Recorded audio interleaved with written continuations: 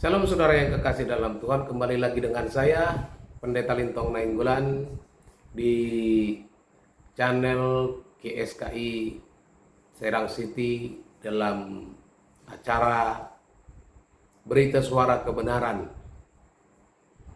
Melanjutkan apa yang saya telah sampaikan di waktu-waktu yang lampau mengenai ciri anak Allah. Saudara yang kekasih dalam Tuhan, pada kesempatan ini kita akan membahas mengenai perlombaan yang diwajibkan bagi orang percaya. Tetapi sebelumnya saudara, saya mau meminta kepada saudara, mengundang kepada saudara yang menyukai channel kami, supaya saudara bisa subscribe, like, and comment. Pada kesempatan ini saudara, tema kita adalah perlombaan yang diwajibkan bagi orang percaya. Perlombaan yang diwajibkan bagi orang percaya sesungguhnya adalah pergumulan untuk menjadi anak-anak Allah. Di sini harus kita pahami saudara bahwa ada anak Allah yang sah dan ada anak Allah yang tidak sah. Itulah sebabnya Bapak mendidik orang percaya. Tujuannya adalah agar orang percaya menjadi anak-anak Allah yang mengambil bagian dalam kekudusannya. Seperti Bapak di dunia ini mendidik anak-anaknya, demikian halnya pula Bapak di sorga mendidik orang percaya supaya seperti yang Dia kehendaki. Pendidikan terhadap setiap orang percaya adalah hal yang mutlak dialami setiap orang percaya. Jika seseorang tidak mengalami pendidikan ini, maka ia bukanlah anak yang sah. Berarti dia anak gampangan, saudara. Orang percaya harus menerima kenyataan panggilan ini, ya, bahwa sepanjang umur hidupnya hanyalah sebuah proses pendidikan. Itulah sebabnya selama umur hidup kita tidak boleh berhenti belajar. Ya. Ini seperti tugas seorang anak yang belajar di sekolah, saudara. Untuk ini seseorang harus melepaskan diri dari segala ikatan, ya. Apapun bentuk ikatannya harus dilepaskan, ditanggalkan. Artinya tidak ada sesuatu yang boleh dianggap berharga, ya. Entah itu jabatan, kehormatan, pangkat, harta, kekayaan, dan lain sebagainya. Tidak boleh, saudara. Harus dilepaskan. Barulah bisa mengikuti perlombaan yang diwajibkan tadi itu, yaitu supaya kita menjadi anak Allah yang sah.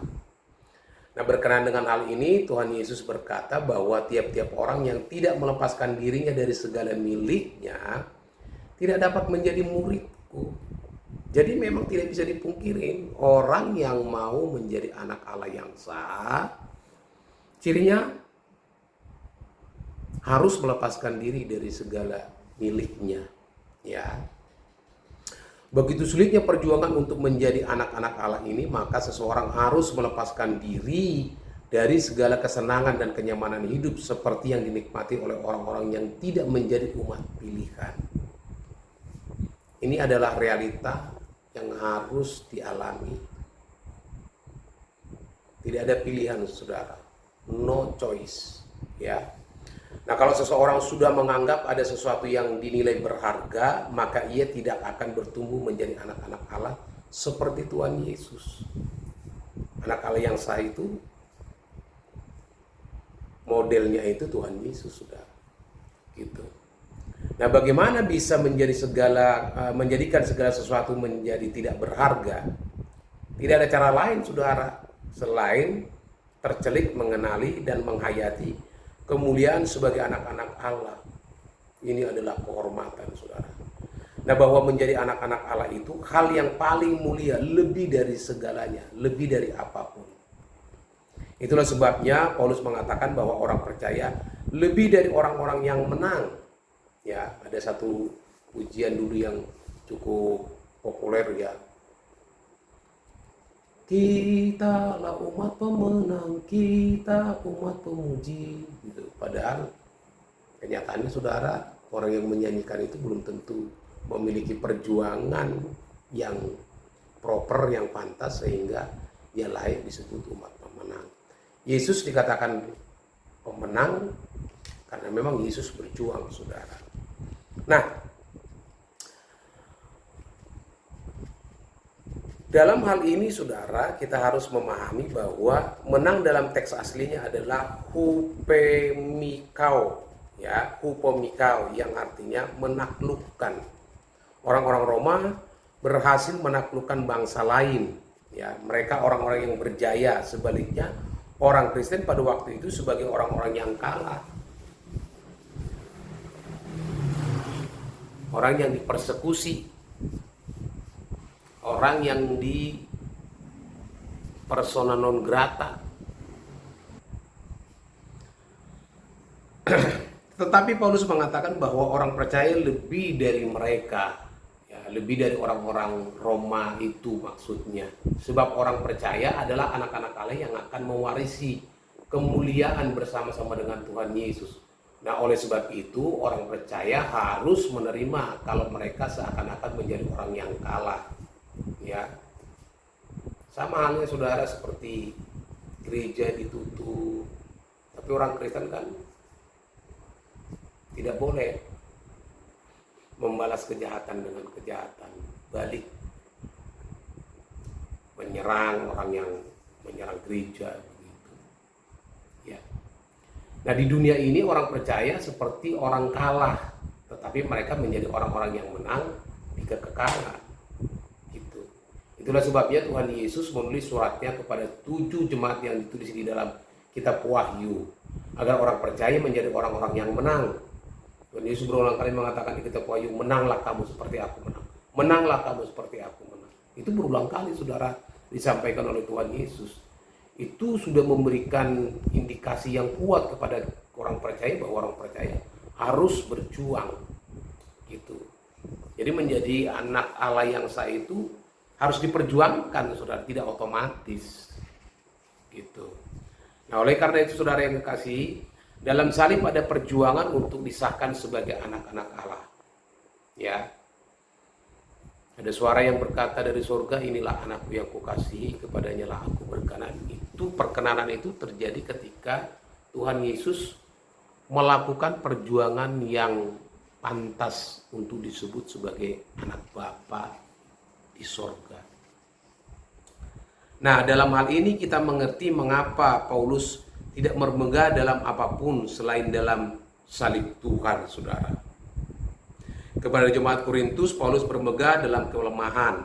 Kata kelemahan di sini maksudnya sesuatu yang dianggap rendah atau tidak bernilai bagi dunia, tetapi di dalam Tuhan justru menjadi nilai yang sangat tinggi, ya.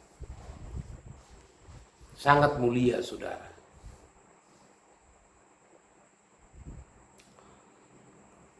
Kemegahannya adalah dalam penjara, didera, di luar batas, dalam bahaya, maut, ya, disesat, dilempari batu, mengalami karam kapal, diancam bahaya banjir, ya.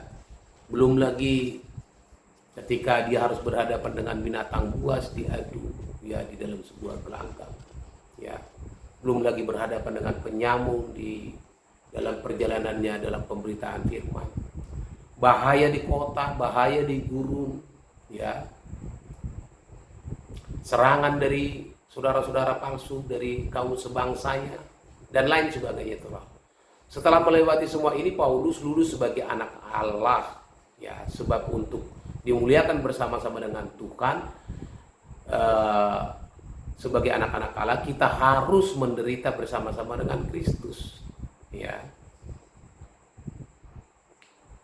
Menderita bersama-sama dengan Kristus artinya menderita bagi kepentingan Bapa dan menderita sama seperti Dia telah menderita. Nah, dalam hal ini ciri dari seorang yang sah sebagai anak-anak Allah adalah memikul salib, yaitu penderitaan demi kepentingan kerajaan sorga. Gitu. Jadi bukan demi kepentingan pribadi, ya. Maka benarlah pernyataan no crown without cross. Tidak ada kemuliaan tanpa salib. Ya. Nah, dalam satu kesempatan saya menyampaikan pada jemaat bahwa Tuhan Yesus tidak dapat mempermuliakan Bapa di sorga kalau Tuhan Yesus tidak mati di kayu salib. Hanya dengan kematiannya di kayu salib, saudara, bahwa dengan demikian Tuhan Yesus disebut mempermuliakan Bapa. Jika Tuhan Yesus tidak taat mati di kayu salib, ya Tuhan Yesus tidak bisa dikatakan mempermuliakan Bapa. Jadi penderitaan itulah yang membuktikan cara, kelakuan, tindakan, perilaku yang mempermuliakan Bapa. Nah, paralel dengan orang percaya, bahwa orang percaya harus rela menderita segala keinginan-keinginan daging, keinginan mata, dan keangkuhan hidup, ya, yang nanti beriringan dengan itu akan ada beban penderitaan yang harus kita pikul demi keselamatan orang lain, saudara. Ya, orang yang rela dirinya kehilangan kesenangannya, kenyamanannya, ya, nanti Bapa akan mengalirkan perasaannya. Ketika Bapa mengalirkan perasaannya kepada orang tersebut, maka orang tersebut akan memiliki belas kasihan kepada orang lain, saudara.